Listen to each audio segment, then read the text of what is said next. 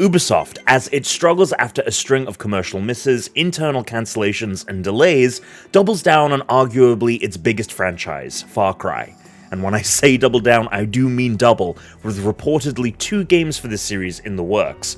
One single player, the other multiplayer. This is according to an insider gaming report that claims the unannounced Far Cry titles were originally meant to be one game until Dan Hay, the former franchise executive director for Far Cry, left Ubisoft to work at Blizzard Entertainment. The report goes on to say that the single-player project is now being referred to as Project Blackbird, and the multiplayer Far Cry is being called Project Maverick, with Ubisoft Montreal being heavily involved in both games. Although not much is known, the report suggests that the multiplayer Project Maverick will be set in the Alaskan wilderness, and is set to be an extraction-based looter-shooter. This does align with a previous poll that Ubisoft did in the past that was originally spotted by PC Gamer, where it asked fans where they'd like to see the next Far Cry be based. One of the options was Alaska. Traditionally, most Far Cry games have been single-player focuses, with the option to play co-op.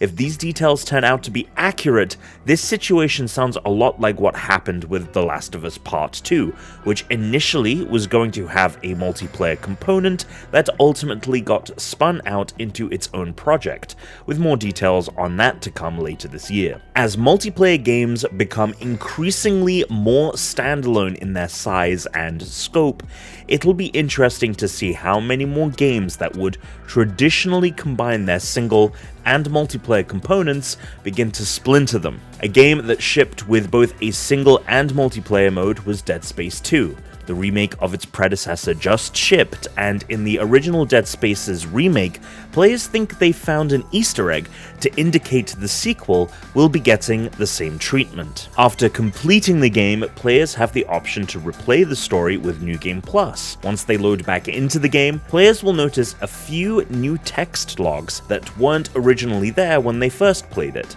In the new logs, players can read an email-like exchange between 2 characters talking about looking for new employment opportunities due to the decommissioning that's supposed to happen within the next year. As the conversation continues, the 2 talk about potentially working at the Sprawl on Titan. This location is significant in the Dead Space franchise because this is the location where Isaac ends up fighting for his life in Dead Space 2 after narrowly escaping the USG Ishimura. With EA struggling to put out single-player games not a part of the Star Wars franchise, if Dead Space Remake sells well, you've got to imagine that a remake of the equally popular sequel would be on the table. Just expect it to only ship with single-player, with a Dead Space multiplayer standalone game releasing down the line.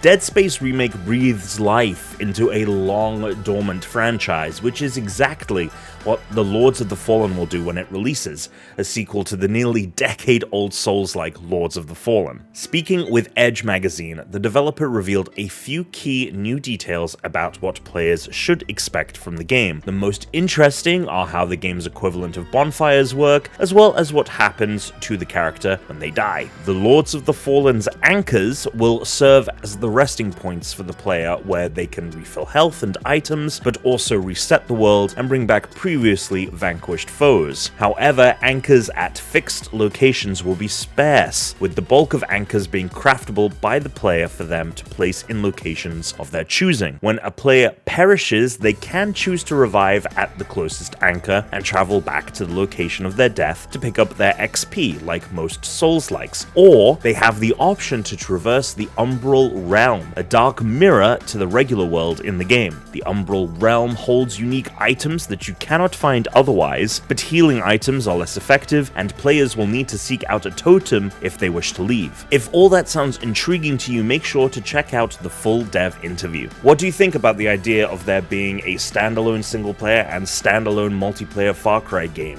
What do you think about Lords of the Fallen's changes to the Souls-like formula? Let us know in the comments, and we'll see you here for more GameSpot news.